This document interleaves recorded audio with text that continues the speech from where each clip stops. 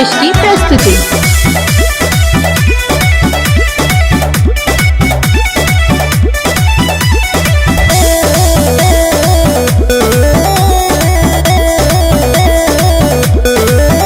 अरे पछुआ के हवा में रही हो लुका के, लूहू नहीं लगे खोया ना बापा के। ठीक है बा अरे पछुआ के हवा में रही हो लुका के, लूहू नहीं लगे खोया ना बापा के। अच्छा हवा घुस जना फर फर टाटी सुना गोला परसा लगलवा तू हे काटी असफाटी का उठावा क्या जाती असफाटी का उठावा क्या जाती।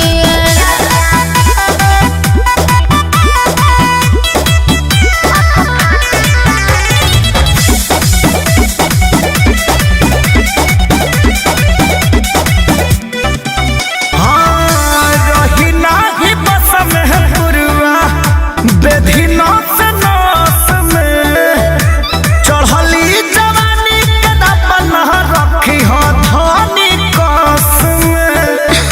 अरे सब तहरे धन है गजन करे तहरा हसीना के घर बनौले बारह टीना के।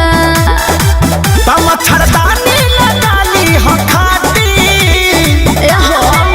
गोला परसा लगलिया तू हे काटी असफाटी का उठावा क्या जाती असफाटी का उठावा क्या जाती।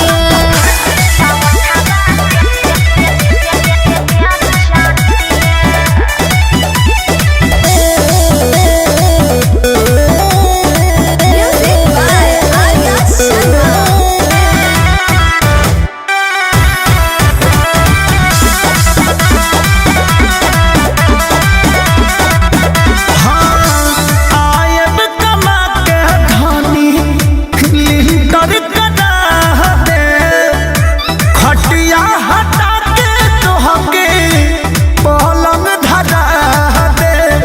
अरे तोहरा आशा में तो जिए तनी अरे बोझ न पवन लाचारी हो तोहरा से निमन खेसारी हो।